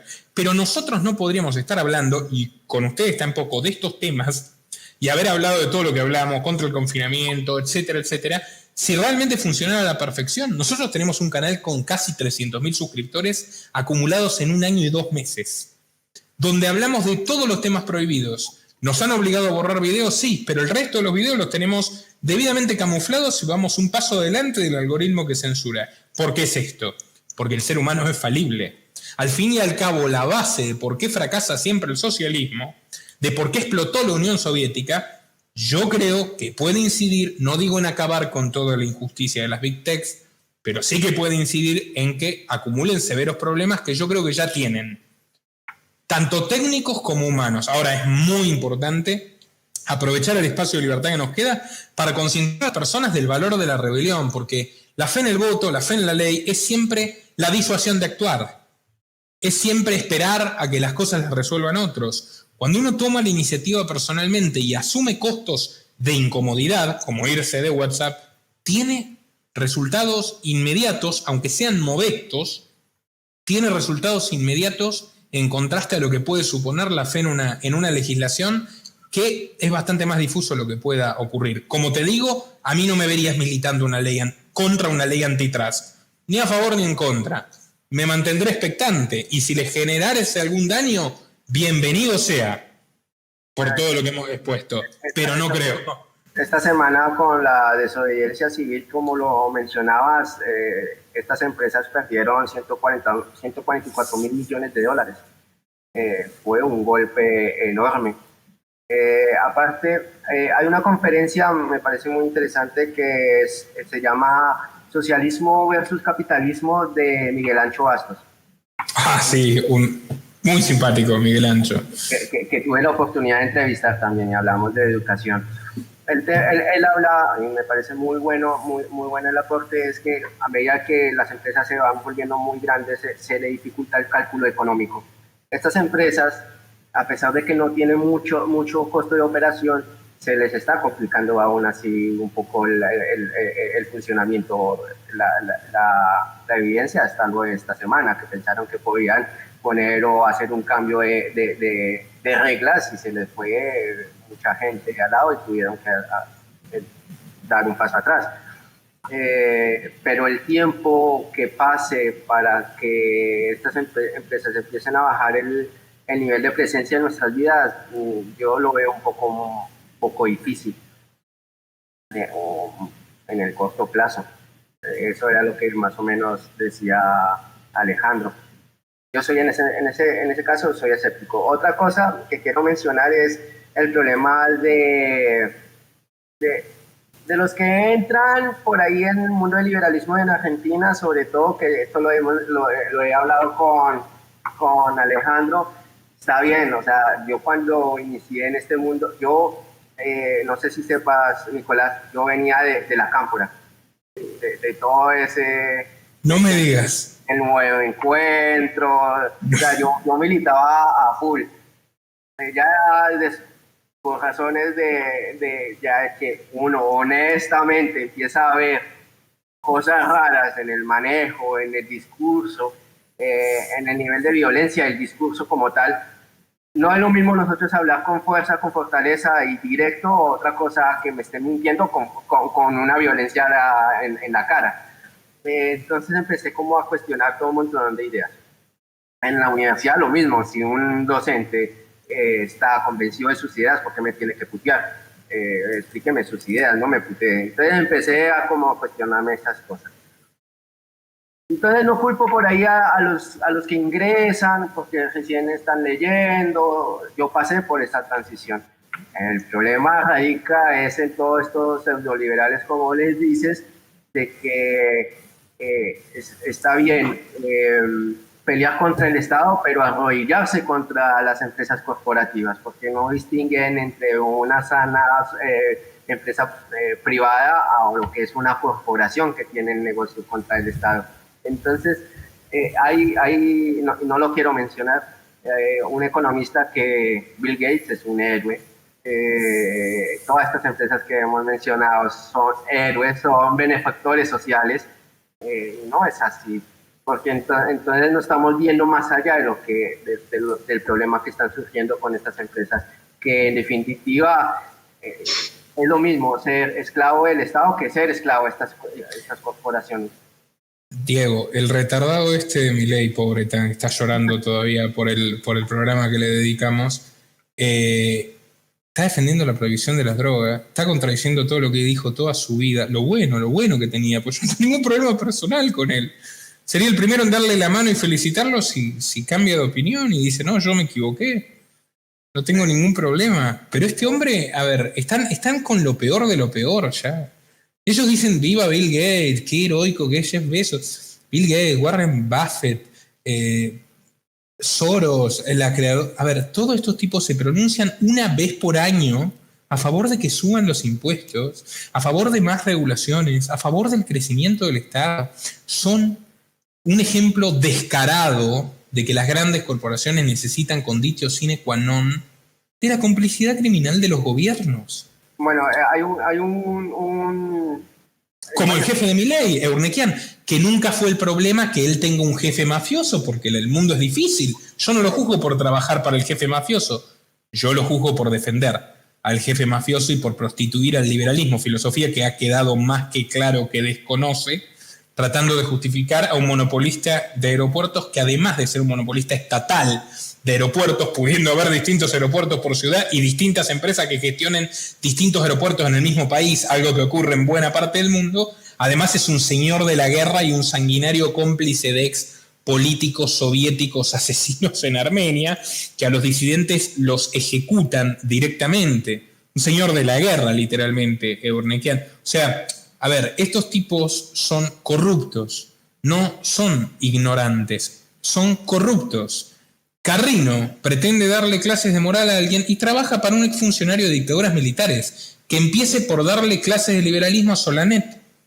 Que empiece por darle clases de liberalismo a Echevarne, a sus jefes. No tiene con qué explicarle a nadie nada. No son honestos. Probablemente algunas de las personas que lo siguen sí. Misteriosamente cada día hay más que vienen y dicen, Moraz, me caías para el demonio, o todavía me caes para el demonio. Pero tenés razón. ¿Por qué? Porque yo soy, o tú, Diego, o tú, Alejandro, somos mesías, que es lo que se proponen ellos, iluminados. No, porque sencillamente ejercemos las leyes de la lógica, del sentido común, y no tenemos intereses personales que se contraponen a la defensa de nuestros valores. Por lo tanto, yo soy el primero en decir, yo me equivoqué, yo fui partidista, yo creí en las grandes empresas cuando tenía 16 o 17 años. Fui el primero en decir, bueno, me equivoqué, entonces voy a optar por el camino correcto, insistir perniciosamente en la equivocación y atacar con violencia a quienes emprenden el camino correcto no es un signo de estupidez, es un signo de vileza, es un signo de corrupción moral. Bueno, mi caso de que vengo de la cámpora, de todo eso, de lo que te comentaba. Digo última cosa y le doy paso a Alejandro. El tema, por ejemplo, de Milei, no quería mencionarlo. Por ejemplo, él dice, bueno, soy anarquista en el largo plazo, pero minarquista en el corto. Le preguntan por qué no es anarquista y ya, por qué es minarquista ahora. Dice, bueno, porque no hay una tecnología suficiente para hacer privado la justicia y la seguridad. Bueno, Mises, Jesús Huerta de Soto. Puedo mencionar un montón de autores, ¿sabes? El problema del socialismo es el cálculo económico, la cantidad de información del ser humano que va cambiando día tras día. Es imposible que eso llegue a pasar. Pero lo peor es que es muy peligroso de que entonces se necesita una mega empresa, un poder central que recaude toda esa información, aunque sea privada. Esa es la tesis de David Friedman, en la parte peor de David Friedman, de si mañana el mundo fuera narcocapitalista, la heroína estaría prohibida. ¿Por quién? Por el Estado privatizado. Porque para vulnerar la elección libre y voluntaria de las personas necesitas privatizar las funciones criminales del Estado. Por lo tanto, privatismo no es liberalismo. Exacto. O sea, la utopía de que lo privado absorba funciones represivas no es liberal. Llámala privatista, pero no es liberal. Y soy un defensor acérrimo de la propiedad privada. Pero utilizar la propiedad privada para vulnerar la libertad individual o la vida, por supuesto que no es liberalismo. O sea, el utilitario, tecnocrático, privatista Milei ha quedado más claro que nunca, no es un liberal. Es una suerte de proyecto de Mesías que se siente muy cómodo como tal y que tiene muchos más puntos en común con cualquier socialista que defiende lo indefendible que con liberales íntegros. Yo aplaudo a las personas que evolucionan en sus principios. Si el día de mañana dice, no, me equivoqué, lo siento mucho, le estrecharé la mano y le diré que bueno, como no lo criticaba cuando decía verdades, como que todos los políticos son criminales. El problema es cuando ya tú ves esa línea tan pobre, argumental, paupérrima, que es la que yo describía, para tratar de tergiversar deliberadamente una realidad que es obvia para cualquiera que no tenga formación. ¿Son empresas privadas? No son empresas privadas, basta. O sea, ya bastante tenemos que lidiar con el Ministerio de la Verdad, también tenemos la neolengua. No, la libertad es la esclavitud. Ese es el principio de decir que estas empresas son privadas y que nosotros somos los errados por criticarlas. Ya es la negación más absurda de la realidad. Es malintencionado, no es equívoco. Alejandro, ¿quieres agregar algo? Perdona que hace rato que... Añadiría brevemente, o sea, es muy importante y hemos sido muy enfáticos en ello, en que las personas entiendan que estas empresas no son empresas privadas y aunque lo fueran, eso no quiere decir que no puedas tener un pensamiento crítico respecto de lo que hacen las empresas privadas. Y es ese criticismo de especialmente, bueno, ya sabes, estos liberales, liberprogres, lo que hemos llamado los liberprogres en la Argentina, que creen que porque algo viene del mercado per se es bueno o que porque algo es privado per se es bueno y se escudan en su torre de marfil o en su cafetería o en sus bibliotecas, aunque lo de las bibliotecas lo dudo mucho. Discutible. Para afirmar, digamos, o pensar entonces que no se puede decir nada respecto a estas empresas, ¿no? Es decir, supuestamente son libre mercado, llegaron allí porque satisfacieron al consumidor mejor que otras empresas o algo parecido. Claramente no lo son. Y el mayor error que veo en todos ellos es que intentan ajustar la realidad a su ideología política particular, cuando realmente uno tiene que interpretar tomando elementos, claro, de la teoría, pero también de la realidad. Tú no puedes vivir en tal nivel de desconexión en el que a la fuerza metes la realidad a tu ideología. Es un poco lo que le ha pasado a Juan Ramón Rayo. Sorprende porque creo que nadie podría descalificar que tiene muchos estudios y que sabe muchos temas, pero ¿cómo va a comparar, por ejemplo, a Twitter con un periódico, ¿no? Esta falsa analogía que estuvo realizando en Twitter y decir, no, que esto es una empresa privada, está en su derecho, algo parecido, cuando sabemos de su corporativismo y demás. Creo que es una ridiculez que intenten ajustar la realidad a su ideología política y mirar todo con las gafas de su ideología política sin tener pensamiento crítico sobre la realidad en la que vivimos. Rayo, como una mera anécdota, mucha gente sabe que yo inicié mi carrera periodística en Libertad Digital, en el periódico español Libertad Digital, como modesto corresponsal de 16 años en la Argentina. Rayo era el jefe de opinión que censuró la entrevista que le hice a Mario Vargas Llosa, estando de acuerdo con el planteo que yo le hacía a Vargas Llosa por meras razones empresariales, y luego lo justificó. Hace 10 años, 11 años, no, sí, 10 años van a ser, abril del año 2011. Un comentario nada más para la audiencia, para contextualizar un poco. No discuto que Rayo en muchas cuestiones sea brillante, pero hay, Alejandro, una tendencia que tiene que ver con la honestidad intelectual personal. Yo no lo puedo dividir. Todos nosotros somos falibles, todos cometemos errores.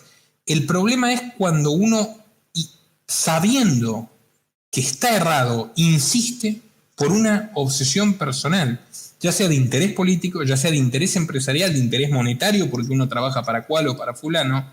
Y yo creo que en esos casos es mejor callarse y no hacer el ridículo. Rayo dijo abiertamente que él prefiere al establishment estadounidense y a la Constitución, como si la Constitución valiera algo que a los loquitos que tomaron el Capitolio, cuando el debate es la libertad de expresión. Y para colmo uno lo escucha y dice, Lysander Spooner se revuelve en su tumba. Rayo es una persona que deja de ser anarquista cuando lo nombran presidente del Instituto Juan de Mariana y los donantes consideraban que el anarquismo es disonante, por lo menos para la conducción del instituto. Y cuando lo empiezan a invitar a la televisión pública española, yo soy el partidario número 1 de que uno vaya a discutir donde quiere, donde pueda dar el mensaje. Me parece genial que Rayo vaya a la televisión pública española. Lo que no me parece genial es que cambie sus principios para poder ir, porque entonces ya no estás contribuyendo a lo que tú crees, sino estás contribuyendo a tu propia fama o a tu propio bolsillo. Una oportunidad que a mí personalmente se me ofreció 1000 veces y yo podría tener una situación patrimonial infinitamente más holgada si hubiera seguido ese camino, pero me siento orgulloso de no haberlo hecho. Y me siento orgulloso de decir cada vez que me equivoco, que son miles, que estoy equivocado. Entonces, estamos fomentando cultos a la personalidad absolutamente tribales y patéticos. Que no se puede discutir a Milei. ¿Quién es Milei? Milei no es nadie. Están hablando primero como si fuera Spooner. Y si Spooner se equivocó, como con las patentes. Y no lo hace menos grande, y no me hace a mí menos liberal decirlo. Esto no se trata de un debate de personas, se trata de un debate de ideas. Hay un grupo de personas que está muy empeñado en tergiversarlas para justificar su propia inconsistencia moral o personal y para secuestrar incautos en favor de su propio interés, muy especialmente quienes buscan votos, muy especialmente ellos que se olvidan lo que decían de la clase política antes de ayer. No sé tú qué opinas, Alejandro, de esto. Creo que va mucho más allá de liberprogres o paleoconservadores. No me parece ni que haya que poner apellidos. Más allá de los matices de pensamiento, de la postura que puedas tener tú sobre Hope y la mía, la tuya más favorable, la mía más desfavorable, todo termina residiendo en la honestidad personal y en cómo te paras frente a la realidad. Puedes ser perfectamente consistente con la moral, tu moral, frente a una realidad totalmente hostil. No trates de generar esta estupidez de la cual se burlaba con tanta maestría Voltaire, de este sofisma de el mejor de los mundos posible. Ese es como yo estoy cómodo en esto, vamos a decir que el mundo es maravilloso y que la censura privada no es censura. Es censura y no son empresas privadas. Admítanlo. Yo estoy a favor de las críticas que le hacen a Trump todos ellos. Yo coincido. Jamás voy a defender la censura por eso. ¿Me explico? No entiendo qué grado de obsesión personal, de interés político personal los conduce a justificar lo injustificable a estas personas. Glenn Greenwald es totalmente anti-Trump y jamás estaría de acuerdo con la censura que están acometiendo en las redes sociales. ¿Me explico? Es una cuestión de dignidad, de ser consecuente con los principios de uno mismo. Sí, bueno, tú estás planteando una cuestión ya referente a una crítica ética y a la calidad de los seres, o sea, a la calidad de las personas, y creo que es supremamente relevante. Es lo más importante. Incluso hay personas que dicen, no, el problema no es el capitalismo, el problema no es el socialismo, el problema es la corrupción o algo parecido, ¿no? El socialismo te fracasa hasta con ángeles, pero sí es muy relevante afirmar que es importante la calidad de los seres humanos y de tener coherencia y de ser honesto con sus ideas y con los demás, ¿no? Entonces creo que eso es importante y que ojalá les llegue a todas las personas la importancia de la calidad humana. Y acá cito al gran aforista Nicolás Gómez Dávila. Él mencionaba que una persona es aristócrata aunque se vista en harapos. ¿Por qué? Porque la condición de aristócrata no tiene que ver con tus riquezas, tiene que ver con tu valor personal, con tu valor moral, por ejemplo. Y es algo que muchos quizá dejamos de lado en varias ocasiones. Creo que al final de cuentas y al final del día es lo más importante, incluso solo para tener la tranquilidad con uno mismo, el día que esté enfermo, el día que esté por allá en los últimos tiempos, digamos, eso es lo que te queda, la calidad moral, haber sido coherente, haber sido honesto.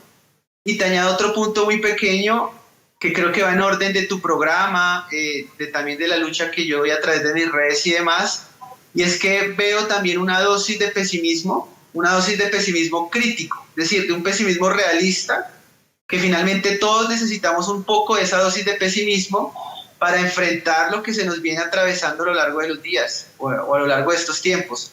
Porque tú ves, por ejemplo, que filosóficamente el liberal tiene una tendencia hacia el optimismo.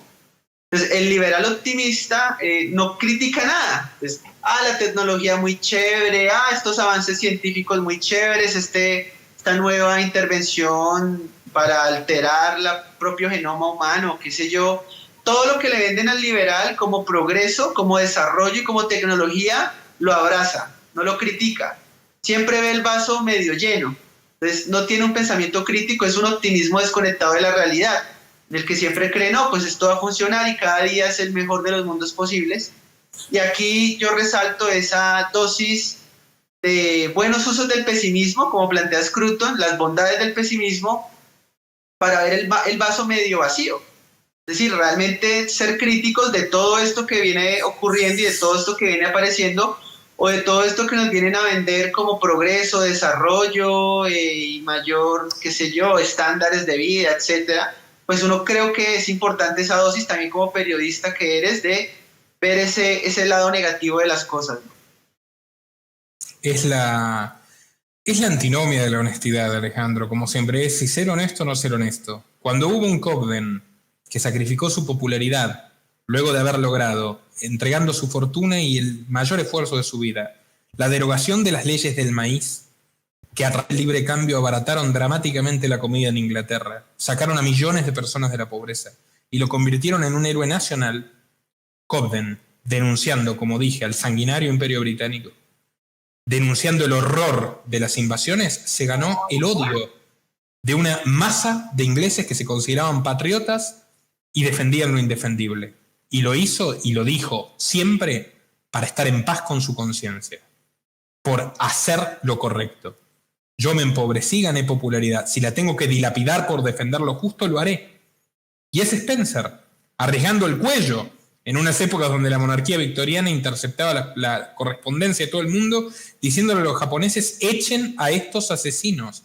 Pero en esa misma Inglaterra había un Jeremy Bentham, utilitarista, negador de la moral y de la virtud de los derechos naturales, que se asoció con Owen para generar el experimento comunista de New Harmony en los Estados Unidos, creyendo que le iba a generar alguna rentabilidad, que no tenía absolutamente ninguna valoración de los derechos de las personas y que fundó una ideología completamente prostituible, que es el utilitarismo y la creencia de que el bien común lo justifica todo, más reñida con el liberalismo imposible. Sin embargo, a Bentham y a Stuart Mill los consiguieron liberales.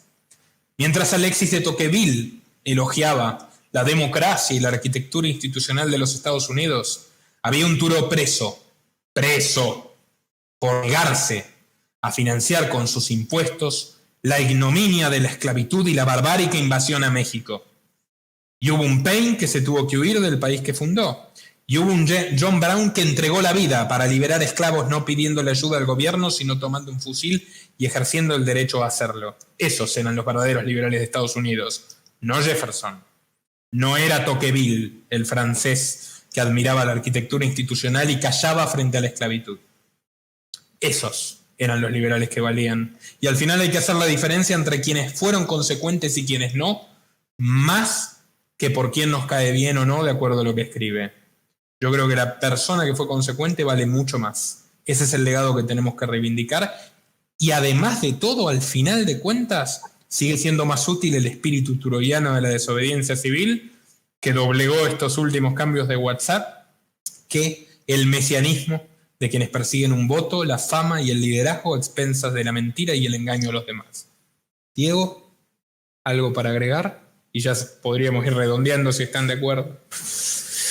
No, concuerdo con lo último con todo lo que dijiste, pero me gustó con lo último sobre la desobediencia civil y cómo nuestras actuaciones individuales que van sumando a lo colectivo, por decirlo de alguna u otra forma, puede llegar a lastimar a instituciones del Estado o privadas, entre comillas.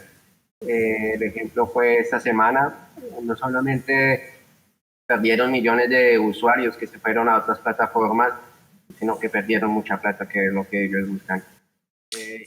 Y además en Argentina quisieron volver a meternos en la fase 1 de cuarentena soviética. Los comerciantes de Mar del Plata, los comerciantes de Cipolletti y los comerciantes de General Roca dijeron: si cierran a uno, cierran a todos. Nosotros no acatamos. Y el maldito gobierno tiránico tuvo que meterse su capricho totalitario por donde le quepa y no volvimos a estar encerrados gracias a la desobediencia civil. Justo iba a tocar ese tema que todo va sumando a lo que hemos hablado, como los comerciantes por fin despertaron después de 9 meses de estar dormidos, porque esto debería haber sido hace mucho tiempo, pero bueno, cada uno con sus tiempos. Y creo que fue muy bueno, muy interesante lo que ha pasado en estos últimos 15 días, 10 días respecto a las actuaciones de muchas personas. Y cómo demostró que estas actuaciones puede hacer que este animal, que es el Estado, no está excepto para decirle un stop, como que hasta acá llegó, hasta aquí llegamos. Y podemos desarticularlo con estas acciones, aunque sean mínimas entre comillas, porque son muy poderosas. Una persona, un comerciante, decirle no cierro mi negocio, haga lo que quiera, mándeme toda la policía, que casualmente la policía para estos pseudoliberales son unos héroes que nos cuidan nuestra vida, y son los que nos mandan a los comerciantes que no tienen con qué comer o con qué sobrevivir o cómo pagarles los sueldos a sus empleados para que los cierren. Alejandro, que ha estado más en redes conmigo, conoce cuáles son mis críticas respecto a eso y no sé cómo decirlo, pero profeso esa idea de la desobediencia civil, que me parece genial, muy interesante. Lo mismo con las acciones del tapabocas, todo ese tipo de ridiculeces que nos hacen hacer. Alejandro. Fíjate cómo en medio de todo esto te suman renta básica universal. Es decir, claramente es clave la renta para desfragmentar totalmente la sociedad. Fíjate que algunos de los defensores más acérrimos de la renta básica universal siempre han sido las feministas, porque han visto en la renta básica universal un camino para abolir la familia, por ejemplo. Porque ya para quien no lo entienda, la limosna estatal. Que la gente viva de las monedas del Estado. Claro, pero si ellos han destruido tus medios de vida.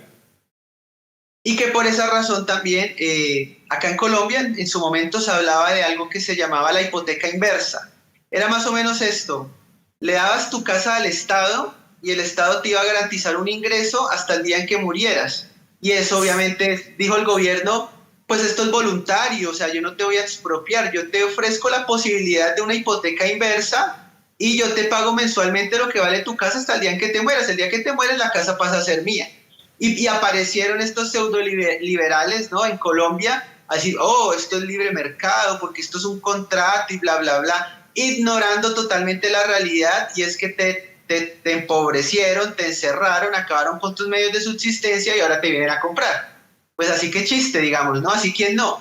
Entonces, ese es otro ejemplo más también de esta desconexión que tienen estas personas.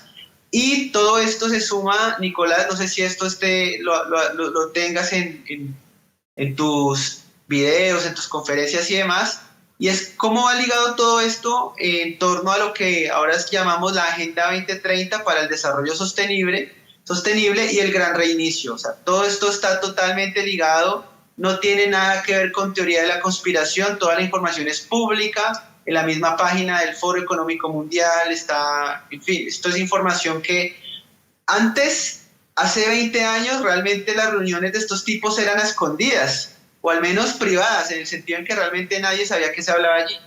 Pero ya hace muchos años que esto es información pública, está a plena luz, y no solo eso, sino lo dicen, y además lo dicen a modo de pronóstico, porque realmente es algo que dicen, no, va a ocurrir, pero es que ellos lo están haciendo.